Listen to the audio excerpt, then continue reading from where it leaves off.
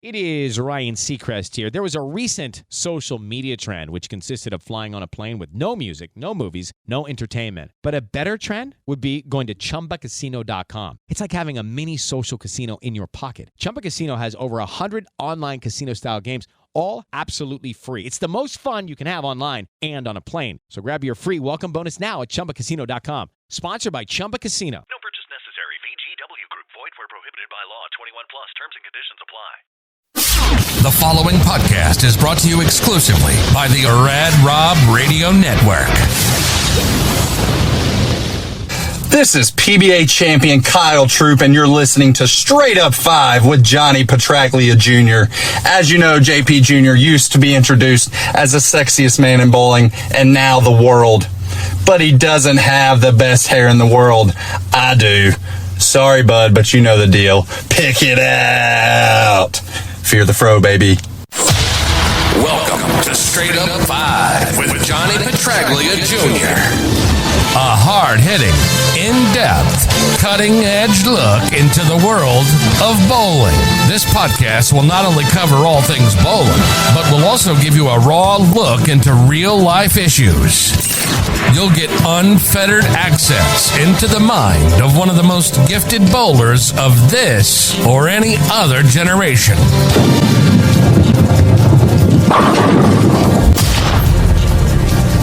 So without further ado, let's introduce you to the hosts of the show.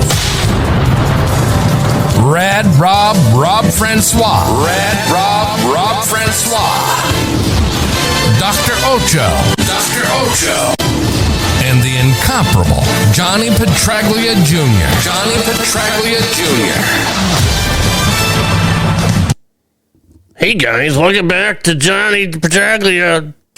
Straight Up 5 with Johnny Petraglia Jr. Joining us is the other guy with a mask.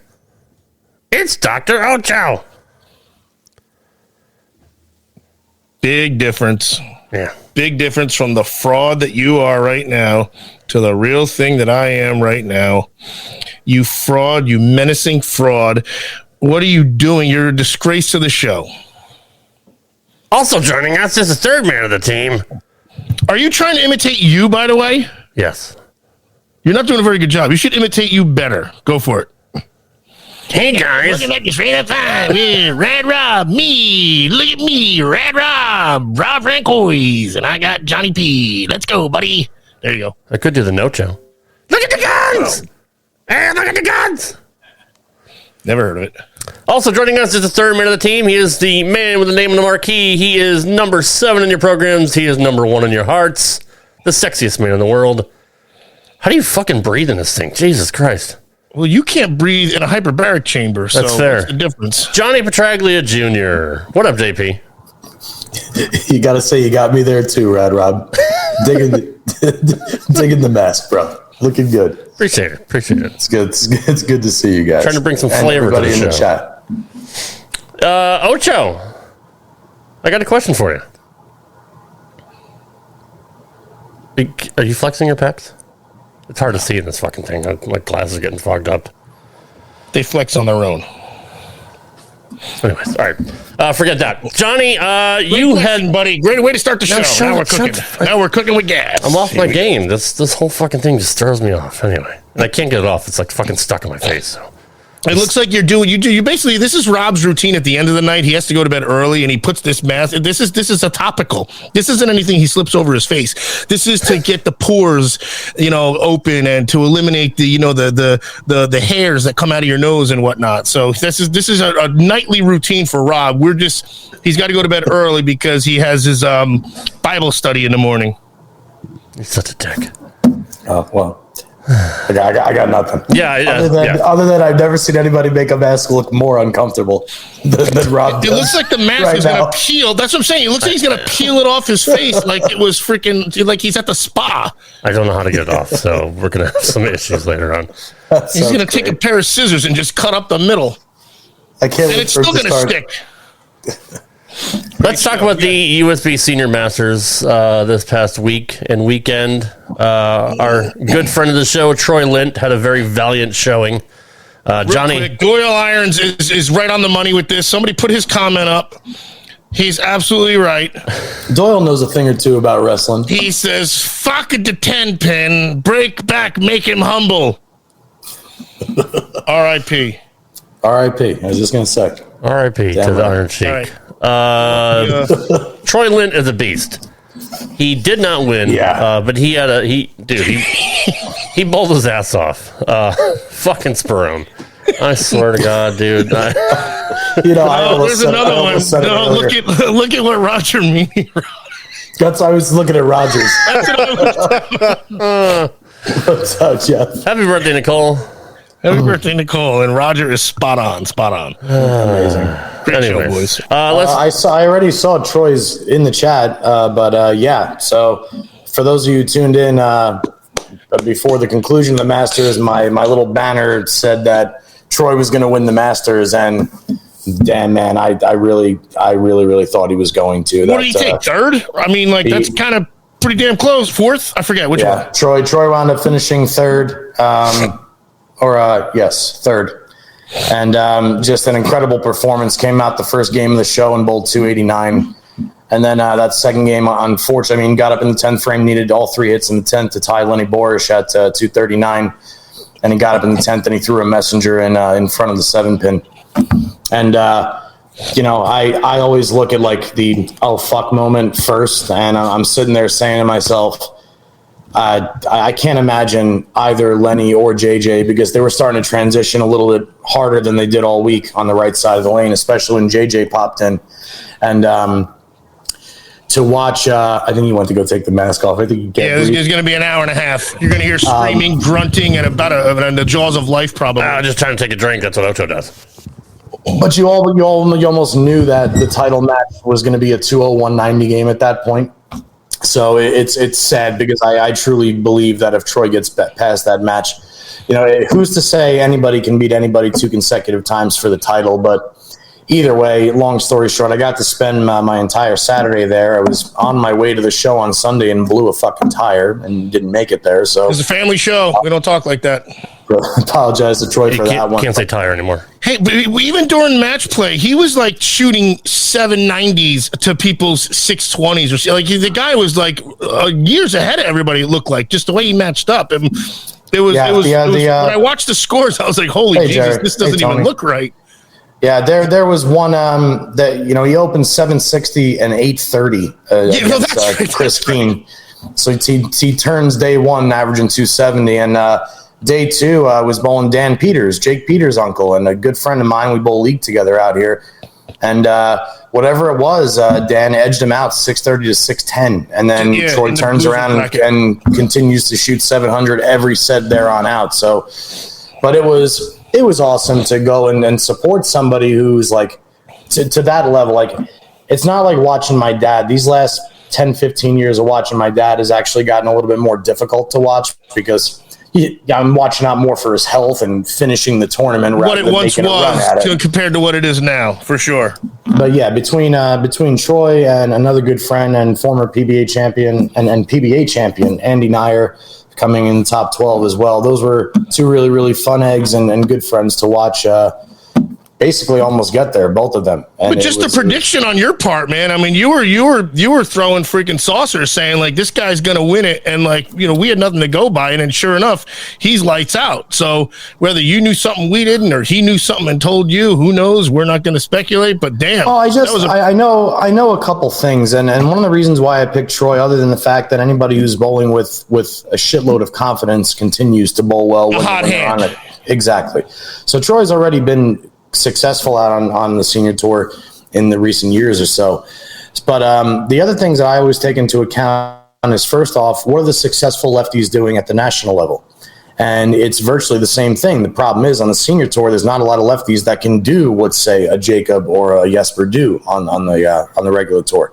But on the senior tour, Troy is perfectly capable of average to slightly above average ball speed, super duper rev rate. He's really good at seeing it up plane. He's really good at circling the fronts, and he's really good at controlling ball motion, because he's not only got purple hammers like everybody else does to control the lanes now, but he's got good resin pieces behind it in case those balls goes away. And we saw him use Kudas this week. We saw him use, balls, symmetrical solids, and even some ASIM a little bit here and there just to blend out the patterns a little bit.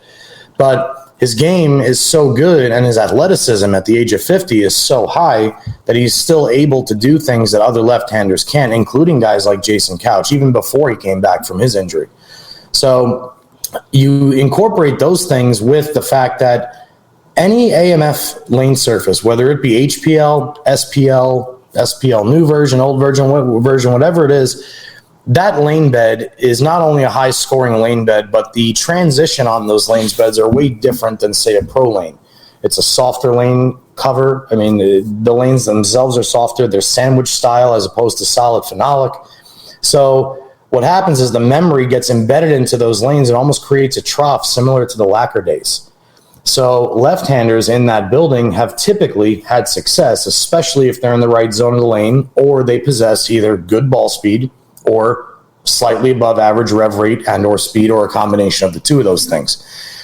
So already on the left, if the left is good, you're already in trouble because we're going to maul you the whole week. But if the left is good and they don't change much at all on SPL, or if anything, all they do is tighten up down lane and creates even more holds. So the high rev guys have even more of a chance to take over. And all those elements, I kind of foresaw Troy making it as far as he did. And sure enough, at the conclusion of the tournament, I think 20, even though we only saw one lefty on the top 5, I believe 20 of the guys in the field of 64 were actually left-handed. So it all kind of held true. And then from there, it's a matter of who's got like we said, who's got the hot hand, who's got the best entry angle to the pocket, and who's bowling with the most confidence. Boy, was that a fucking mouthful. Fucking A, man. Are you guys waiting for me to be done? No. I didn't know you use CLR on the bowling alley lanes. Is that what it was? CLR instead. Anyway, but finishing my thoughts on the Masters, not only was it awesome to watch those guys I mentioned, but how about kudos to actually the whole top 5 was just a classy top 5 to begin with. You had Brian Leclerc, seasoned tour veteran, out there bowling against Brad Angelo, 2 really, really classy good guys in match 1. Obviously, we know Troy's a class act.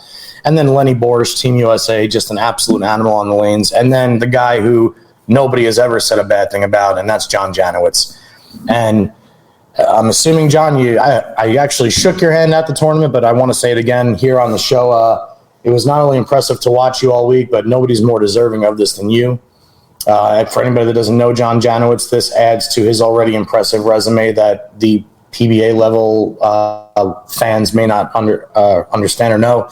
But John won the first regional he entered, and now John wins the first senior event that he enters. He's a USBC champion, Team USA member for over a decade, Kegel master. I mean, does everything down at the Kegel facility, and it was just absolutely awesome to watch him take down that crown. It was a shame to watch Lenny lose because I always root for Lenny as well. But just all in all, just a really, really well-run event, really well-organized. And the senior guys are so much fun to hang around because they're just happy to be there, out there doing what they love. It's a little bit different than the cutthroat vibe of the PBA tour.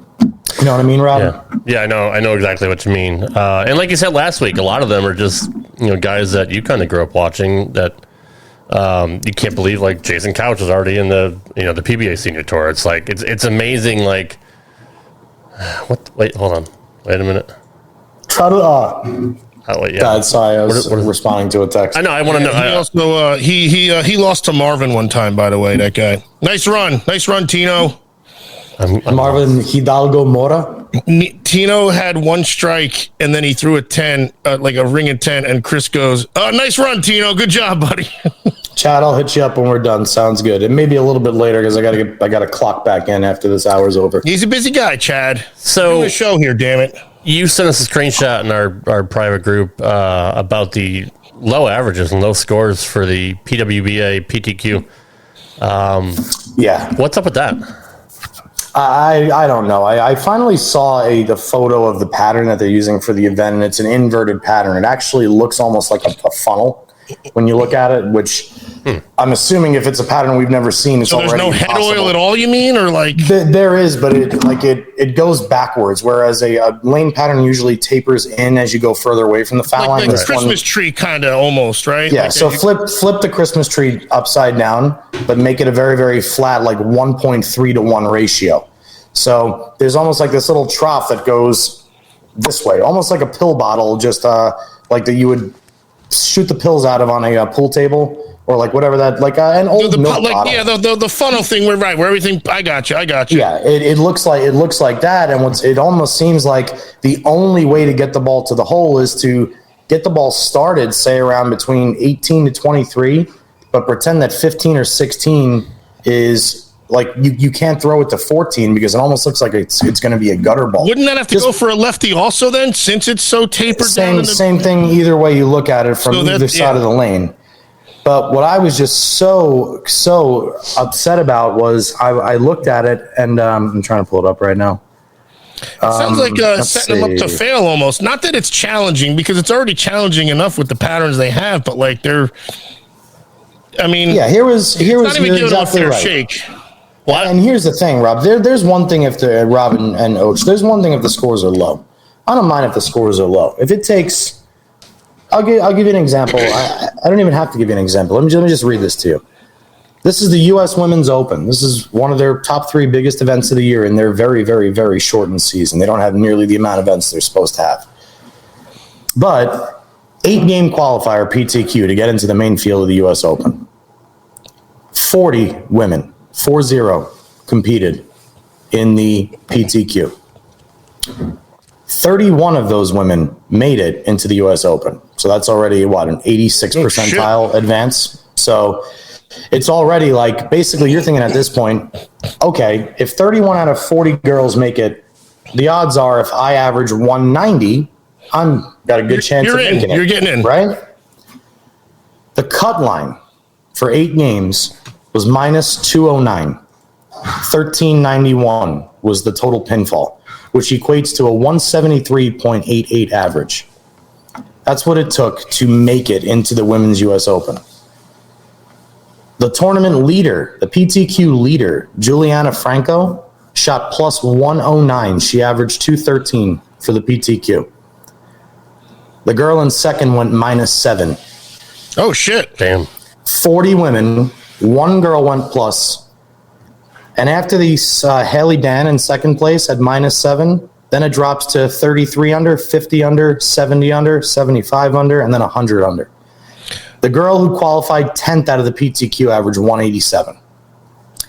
These are some of the lowest, most absurd numbers I've ever seen at a bowling tournament in any capacity, at any level, at any point in the tournament. I have never, ever seen one person go plus at a PBA National Tour stop. And it's disheartening to me. Remember when Tiger won the U.S. Open, not the U.S. Open, the Pebble Beach by I think it was a major, and he was like the only guy under par.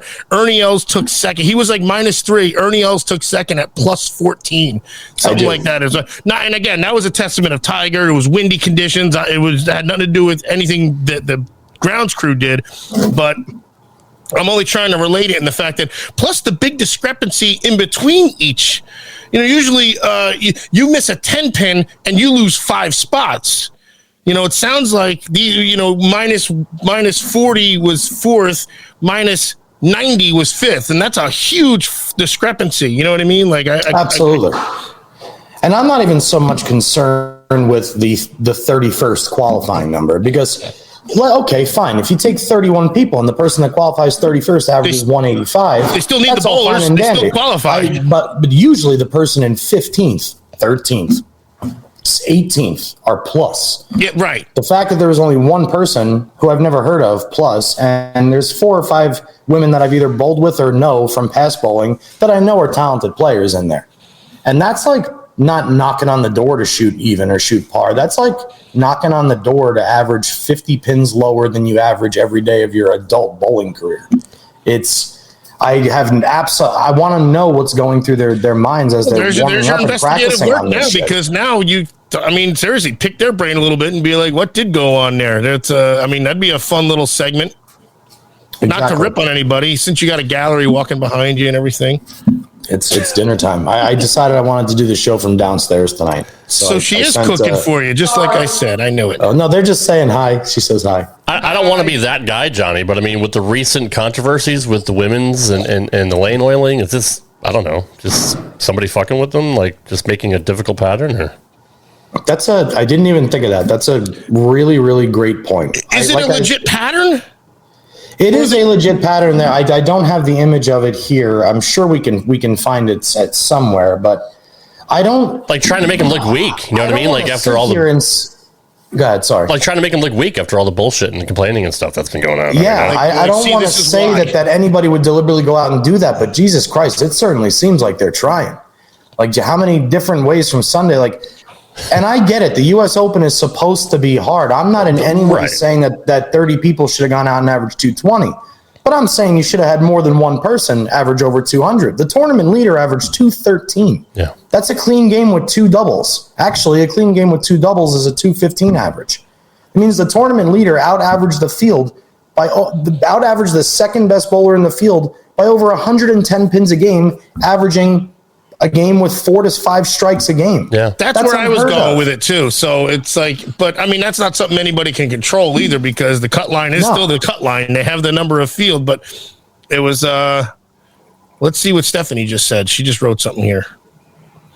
Yeah, and again, this goes back. It is an open too. That's another thing. It's an open, so she's right. That's fine. This proves my point right here.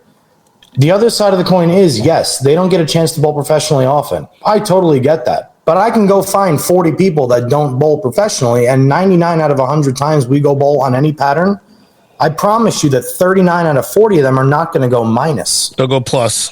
That's plus something, but just plus.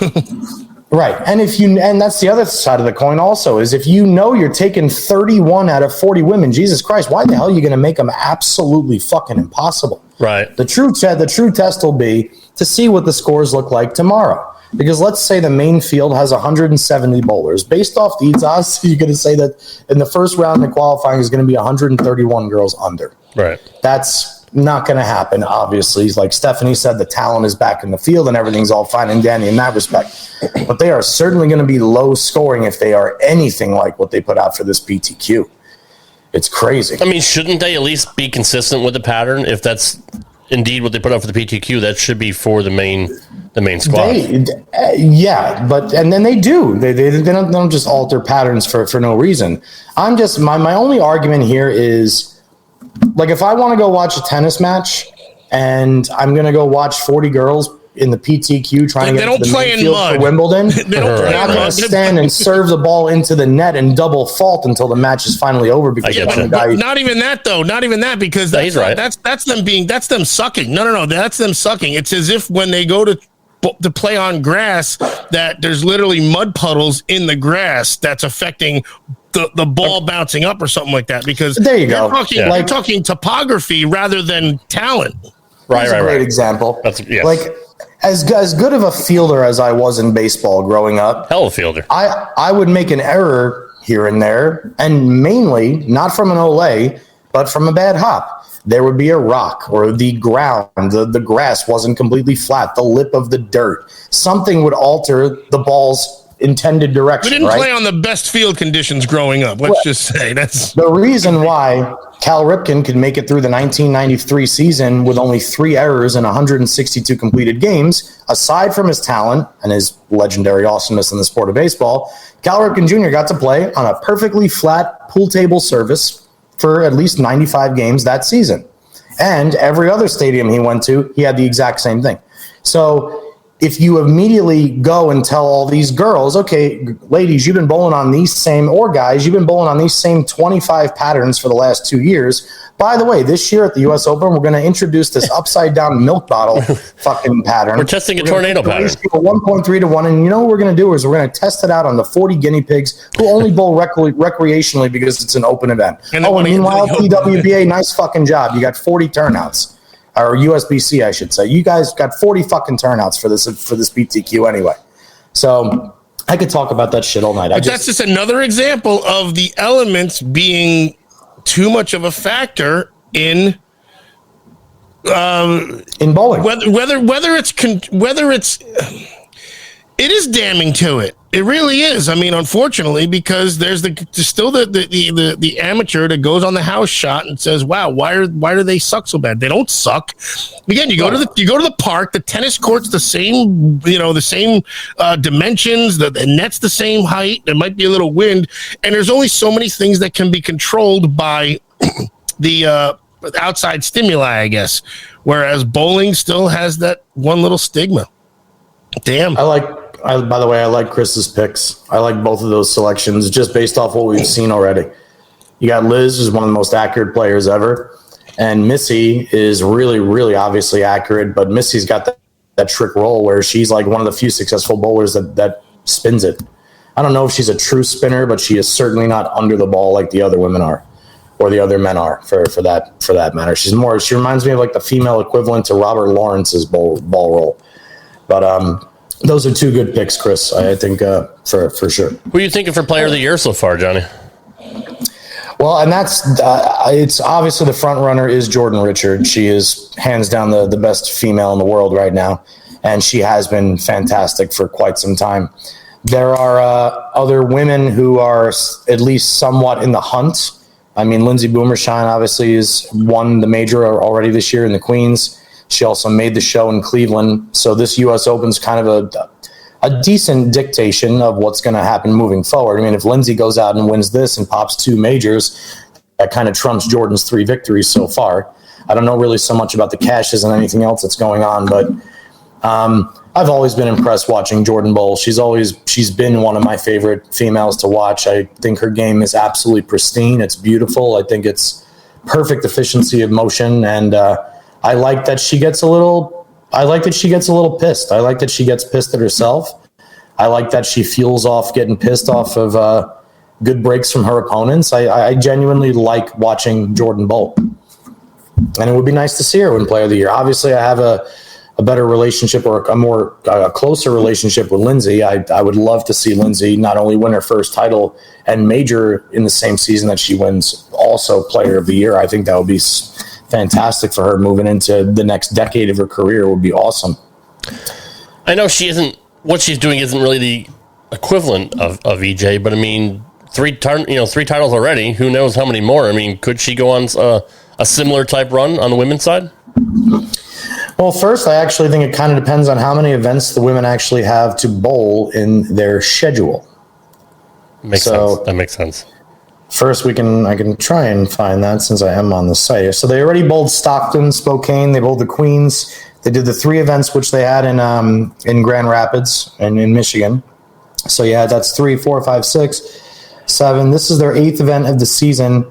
And then after this, we have the PBA, PWBA, Lucy Bono striking out breast cancer mixed doubles, and followed by the PWBA Championship Week in Waterloo. All right, so that completes it. Not much left. Their season. Okay, not much left then. I gotcha. But when you compare numbers, Rob, Jordan's won 3 of 6 events this year. True.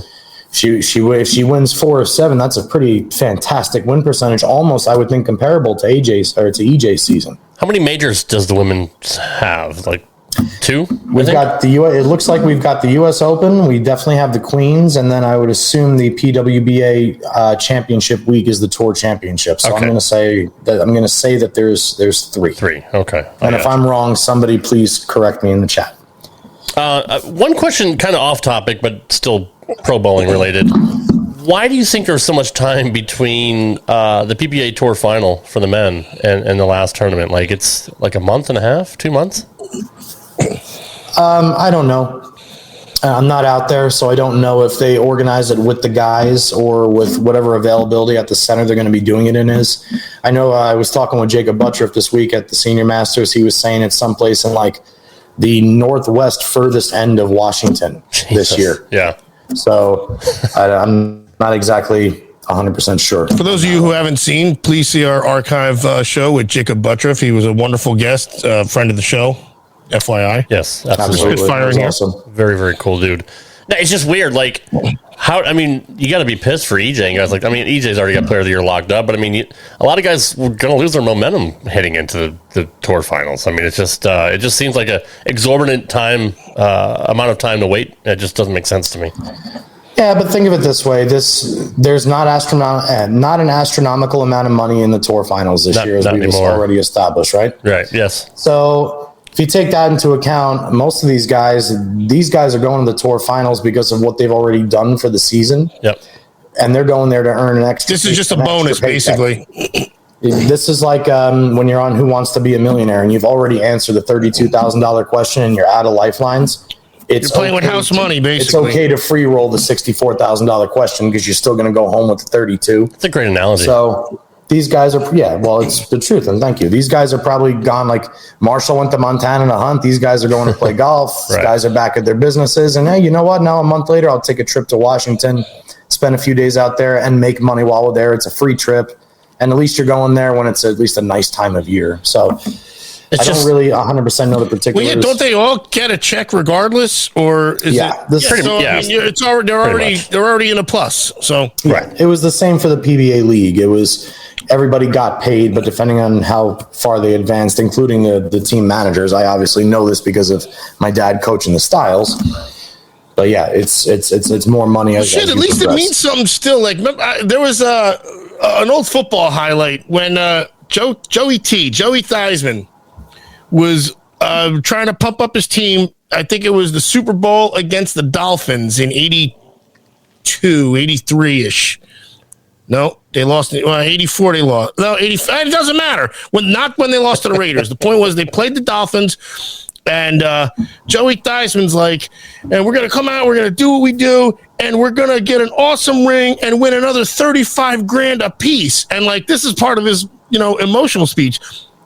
It meant something back then in the early 80s, even for football players, because they weren't so paid as much. Oh, yeah, the contracts weren't. It's almost like this is reflective of what it was like for the major sports in the 80s too. Although the bowlers actually did better in the 80s. 40 years later, yeah. But it's still, so it's like, okay, look, I'm going out there. I'm already going to make money. The lowest check could be whatever, and I'm already ahead of the game, and that's not a bad thing. And that's actually good for them. Good for them. Wow, that got really big. Thank you, Jeff, for supplying this for us. And Rob, I could actually see that. Hey, buddy. Holy shit. Can you put it back up? Yes, I can. It's the way he wrote Anybody it. else in the chat know what the format is for the PBA Tour Pride? But here's a prime example. The separation of the guy who finishes 5th compared to 8th is $2,000. The separation of the guy from 8th to 3rd place is $5,000. Yeah. Top heavy. And so the winning amount is not big. It just is. It's big for how short and the fact that it's a special event. Yes. Right. But there's, like I said, those guys are going there and like, I get it. I'm bowling for 20 grand way, way, way harder than I'm bowling for 3 grand. But then again, in the same respect, I'm bowling for money the same way. Right. In other words, yes, it's a significantly different amount of money. Yes. But in the grand scheme of things, it's not enough of a significant difference, especially for the guys 3rd through 8th. No, really, you're right. If you took, the guys who lost their exemption or something like that, or, regional guys and put them in that'd be a dogfight.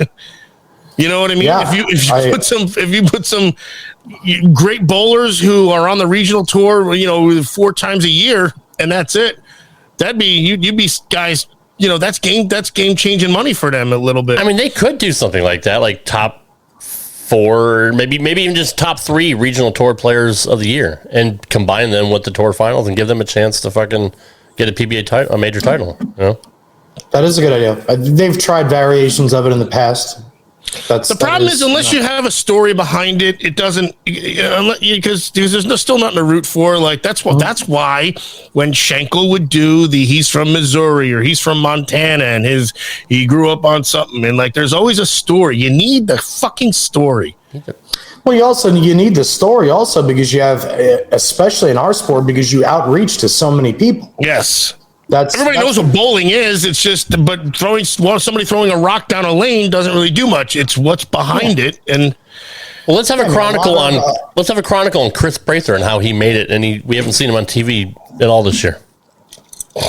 He made a lot of cuts. He just didn't make a lot of TV shows. And if you're consistent throughout the season, you're going to be higher up in the points.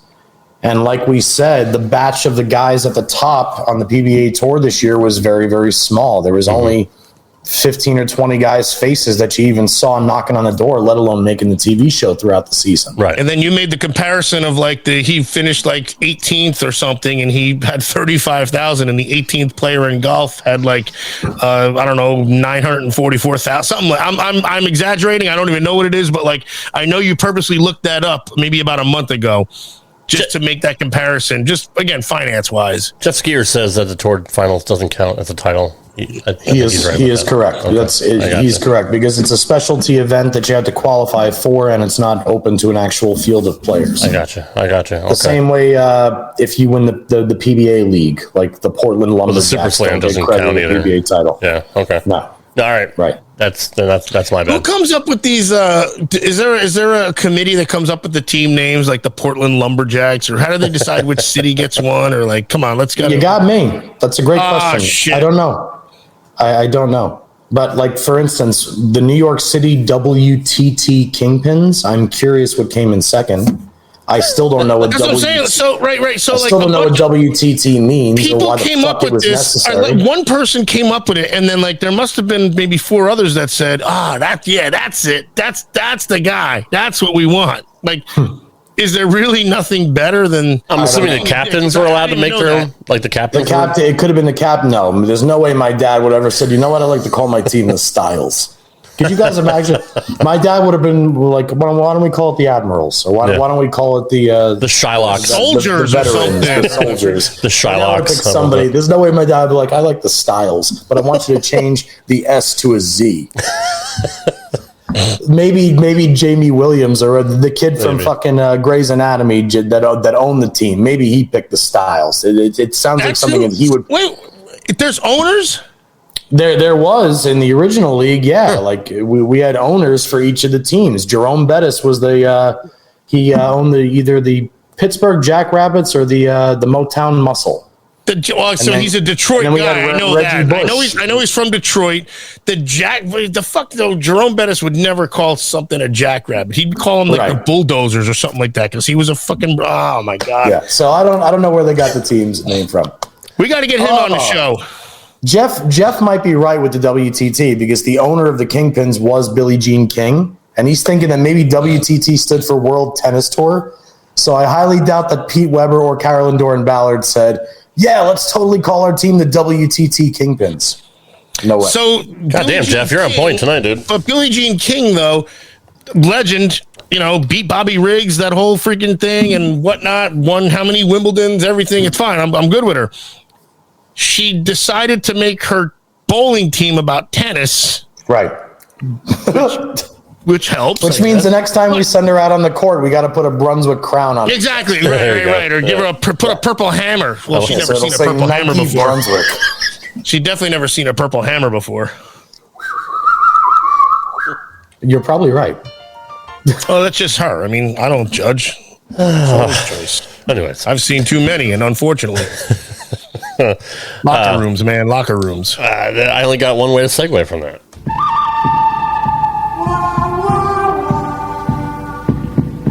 It's now time for the good, the bad, and the ugly. That was certainly ugly. So that's my ugly. Truth is not ugly. My good, I'll start off since, Ocho never does. My dinner was fantastic tonight. I ordered a barbecue chicken pizza from Domino's, and it was outstanding. By the way, we did a poll beforehand on Facebook that you didn't know about that we said, would Rob's good be about food? 99% said yes. Taryn was the only one that said no. We had 480 votes. Thanks, Taryn. 99% said yes, but also 70% of the time, it works every time, they said Popeyes. Ocho, what's your good? I'm not having one. Johnny, what about you? My good was fanboying at the Senior Masters this past week. I shift swapped, which is why I got to be out here at 6 o'clock again because I am working today. Pacific time. I shift swapped and I got to go watch a full day of bowling. I got to see a bunch of my idols and friends growing up. I spent an entire Saturday in a bowling alley watching bowling. I haven't done that in quite some time, especially when there's a casino and a bar just up the escalator. That's awesome. So that was a lot of fun. I saved the fun shit for after the event was over and got to hang out with, like I said, guys like Andy, Jacob, Troy, and a few other guys. So my good was fanboying and being in the presence of some of my childhood idols and watching a lot of great players make it all the way. And it's obviously less stressful because you're watching it and you don't have to worry about prepping for it or bowling and all that. So it's just like kind of cool to be, like I said, a fan again, and just enjoy the sport that you love watching growing up. I mean, it's cool. Well, it's less, believe it or not, and actually, I'm curious how many people agree with this. Well, I'm sorry, it could be more stressful because you're emotionally invested in Troy and a lot of the players, right? I mean, this is still his, but not like Dad. Like what I was getting at was when I would watch Dad, I would be a fucking head case watching my dad biting fingernails. You're pacing. You're like a freaking gorilla ready to pounce. When my dad's bowling, but when I bowl, like I get nervous once in a while, but I'm ready. I was relaxed the whole time watching because I don't have an intimate familial vested interest in anybody. I'm just rooting for my friends to bowl well. So I still feel their pain when like I see that pin go in front of the 7 pin that Troy left. Right. I still feel the pain, but I'm not sitting there saying like, fuck, I'm ready to put a bullet through my head because my dad looks like he's ready to punch a hole through the wall. You know, and that should be the greatest theater ever too. Like, I mean, a slow motion messenger that misses, you know what I mean? Like, I swear, like that, they could make that such beautiful theater, like a putt lipping out for something. I mean, there's so much riding on it too. Yep. For like what didn't Troy? You said he threw a messenger on his first shot, and I don't know if it was first or second shot, but just there is the man himself. I was just Butters. I was just gonna say I was stressed watching Butters bowl after he was on our show. Like I was like super glued to the TV. Like I've met this guy, I know him now, and it's like I was more invested in actually watching him bowl. And it was super stressful for me. But what up, Butters? Welcome to the show. Again. No, but finish what you were saying, Oach. Well, no, but I just could, because that's something that could be the story. I'm all about the story. I'm all about the theater, the drama, like the messenger that doesn't clip out the 10 or the 7. I mean, it's like that's poetry. It's fucking beautiful, and there's got to be a way to capitalize on something like that. I'm diving deep. Don't get me wrong. No, you're right. I like it. But like we see it so often in frame 7 of game 2. That doesn't mean shit, but there's so many times where, like you said, like he needed this hit, or matter of fact, I think against Butters, didn't EJ need a hit? And I don't know if he just left maybe a weak 10, not as much poetry in it. Don't get me wrong. In the one that he won, I'm drawing back because I'm my memory is wicked awesome. But the theater, the drama, the story, I'm stuck on it. I'm totally stuck on it because that's what gets people invested. We all know this. We're not stupid. When Tino hit that home run against Byung-Young Kim in the 2001 World Series to tie the game with 2 outs in the bottom of the 9th, and then Scott Brocious did it again. The theater, the drama. The Yankees had scored only like 4 runs the entire World Series. That's still talked about. All right, I'm getting on a rant here. No, you're totally right, and we've actually got a ton of good comments coming in because of what you're saying. But the thing about it is, Oach, is what you just mentioned about Tino. You have to be emotionally invested in athletics to even understand what the hell you're talking about right now. Like, I'll give you a prime example, just based off what happened yesterday, because I'll feed right into my bed with this one, if you're okay with that, Rob. Absolutely. Watching the, what's up, Dutch? Lancers all the way, baby. Watching the Golden Knights last night against the Panthers. And I'm kind of walking Rochelle's daughter through the game, telling her, like, what's happening with the team. I was pulling for Florida, by the way, too, FYI. Yeah, good. It's visibly obvious the Panthers are drained, the home field advantage, what does SOG mean? Like, all this. We're going over the entire hockey game. And at the end of the game, they're showing the watch party from outside the arena, and then I'm saying, they're laughing, do you realize the nightmare it's going to be for the people that are actually in the fortress to get out and get home after this game is over? Because then they got to get through T-Mobile Arena and the parking lot in Vegas after Vegas just won its first ever Big Four championship in the history of this city, right? Yep. And Rochelle, not a huge sports advocate or fan, starts giggling when the guys start picking up the Stanley Cup and kissing it. Because at the end of the game, somebody who is not emotionally attached to athletics says, look at these guys, one of the most macho sports there is, and the biggest prize possession at the end is fucking jewelry. Or they're making out with a fucking ornament. And that's the way most people see it, that aren't emotionally invested in athletics. So when most people watch a messenger go in front of a 10-pin, like Troy did, most people are sitting there saying, oh man, that was so close, that was so cool, can I see it again? But they're not invested in the fact that if that pin hits it and then he wins the next game, this is the culmination of his entire week worth of work, butterfly effect, lifetime worth of work. Who's to know if I'm ever going to be in this position again kind of work. Right. It's the same mentality for somebody who goes and works for 4 years to go run the 200 meters in the Olympics and trips over the third hurdle. It has pops a hamstring. They fall to the ground, and no, not even that. They fall to the ground crying because they worked for 4 years to be a tenth of a second better than the next best guy in the world. They put forth every ounce of them that they had into being a tenth of a second better, and they trip. They make a mistake in the one chance that they have to make that glorified execution of all of their hard work in one moment. That's the kind of shit, like you said, Oach, that Bo and Schenkel used to bring to the telecast. They used to make you emotionally invested in what was happening, the same way sports announcers do in baseball, the same way announcers do in golf, the same way announcers do in football. They got to bring you up to speed, or else you're just watching guys playing a sport. When they don't bring up the speed, then you're not invested, and that was the whole thing of it too. Do you know why I bought a Sham Wow when those infomercials came out? Because I was fucking sold on the guy selling them. Hell yeah. He made before or after he beat up his chick. I'm just curious. I don't know. I'm talking about the one thing. the one thing. No, I get it. Like this, but I bought it because he made the ShamWow look exciting. Just like the if it was a picture of a freaking chamois on a TV, you'd have been like, "Well, what's this for? This is stupid. I'll go to Pep Boys and get one." But instead, you had this guy. Or the Ginsu knives, man. It would cut through fucking soda cans and shit and chop a goddamn pineapple. It's like, dude, we still know the freaking tagline. The Ginsu. It'll cut, it'll dice, it'll slice, it'll lick your whatever. Yes. They won't. Bought them. They don't do that. Jeff and John have a good point. The Stanley Cup is the holy grail of all sports, and it's the hardest championship to win, hands down. Dude, I love all sports. But basketball I actually got into this year because the Celtics were in, but I mean, Larry Bird, baby. Baseball, I love the playoffs because, usually it's a pitcher's duel and it's pretty fucking intense, but there is no sport, not even football, that's more intense than hockey.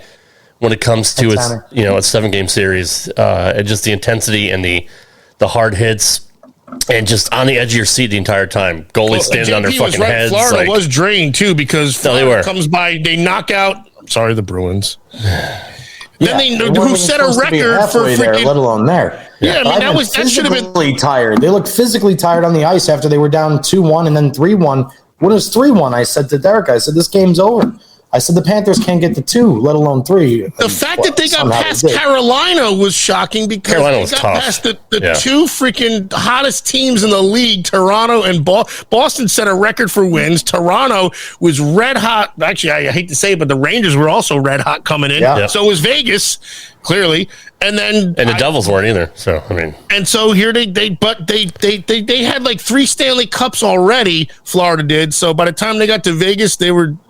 And even still, that story should be told because now it just looks like a 4-1 series where they got whitewashed, and they truly did. And they fucking earned their way there and smoked. But they were the lowest seed, and they freaking which is odd nowadays too. Anyways. It is odd, but no, it's my bad is Cassidy. I'm happy that he won. When you're done, remember I wanted to feed into my bag. Yes. Man, remember. Yeah.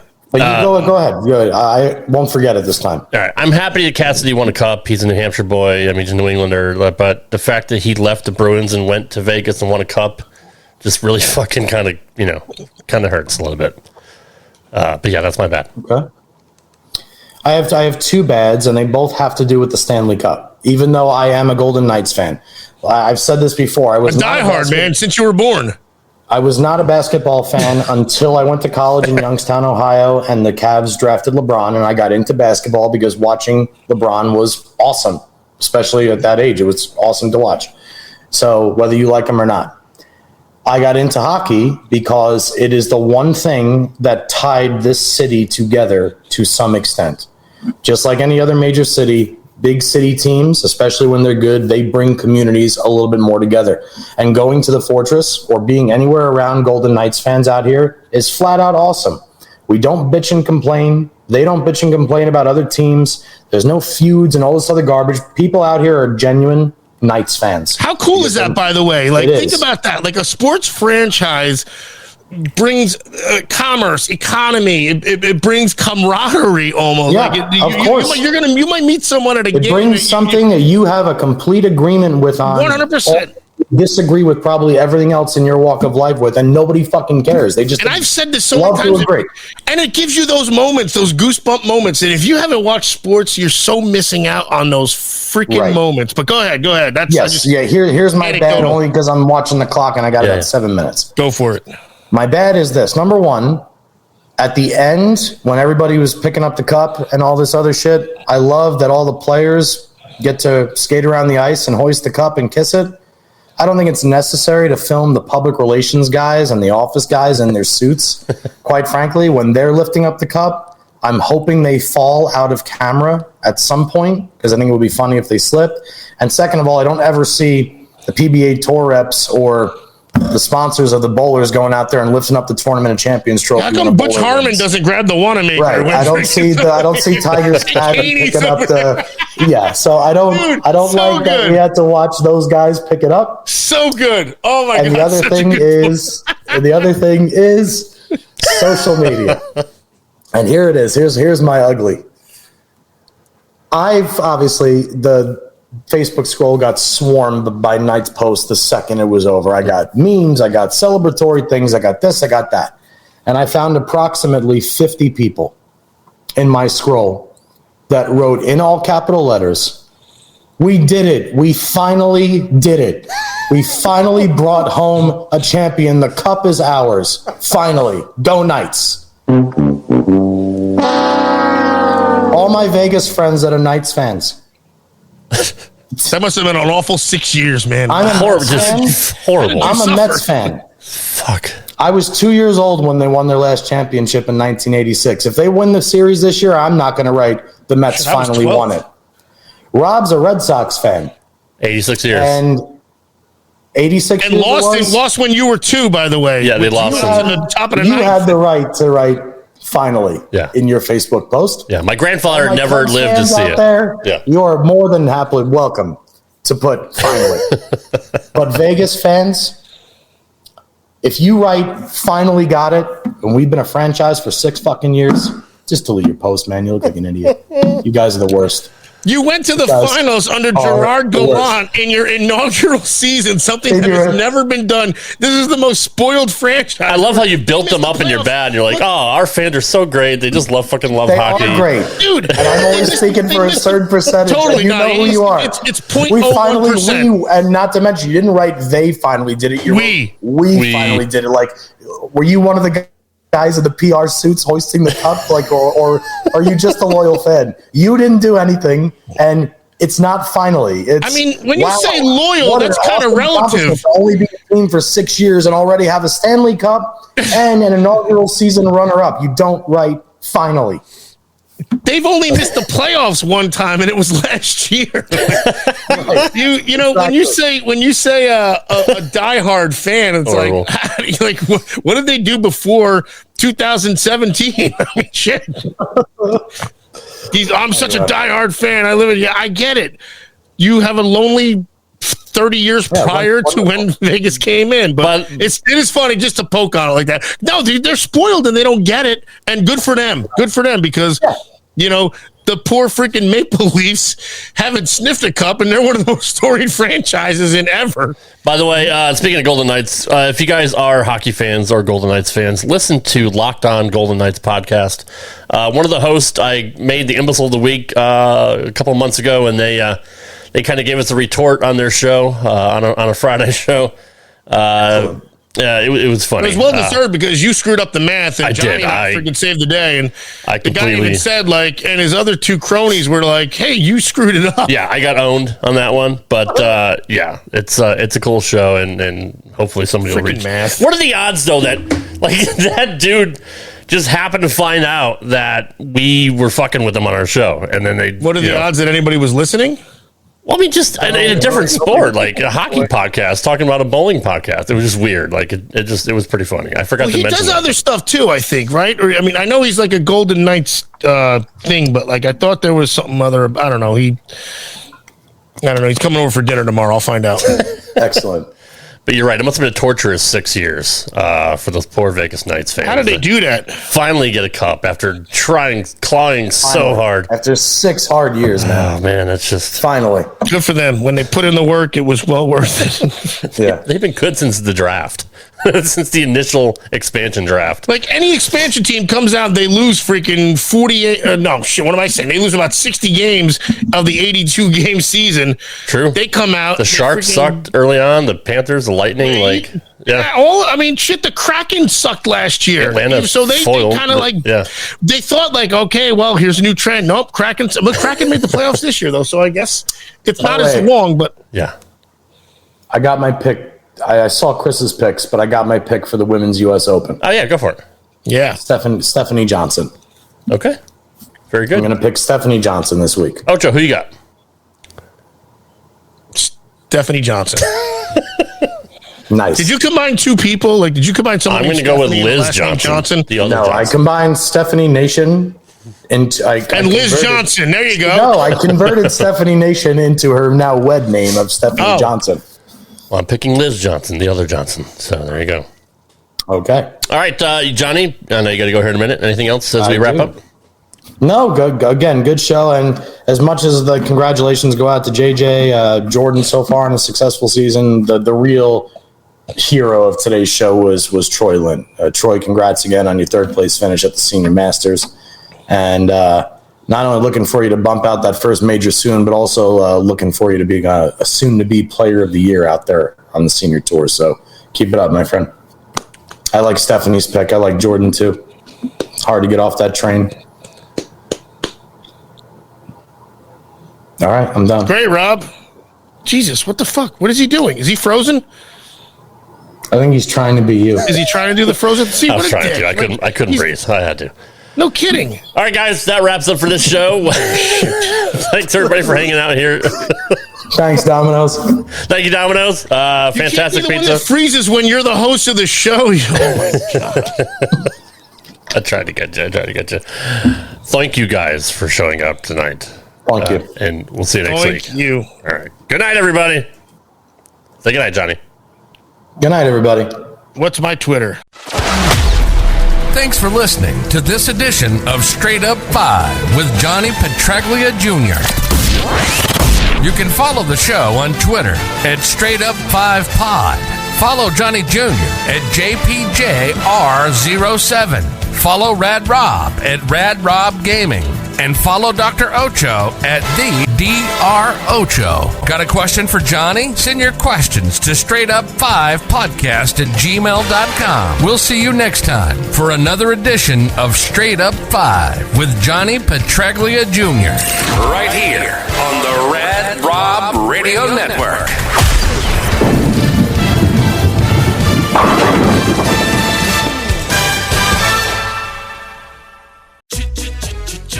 Looking for excitement? Chumba Casino is here. Play anytime, play anywhere. Play on the train, play at the store, play at home, play when you're bored. Play today for your chance to win and get daily bonuses when you log in. So what are you waiting for? Don't delay. Chumba Casino is free to play. Experience social gameplay like never before. Go to Chumba Casino right now to play hundreds of games, including online slots, bingo, Slingo, and more. Live the Chumba life at ChumbaCasino.com. No purchase necessary. VGW Group. Void where prohibited by law. 21 plus. Terms and conditions apply.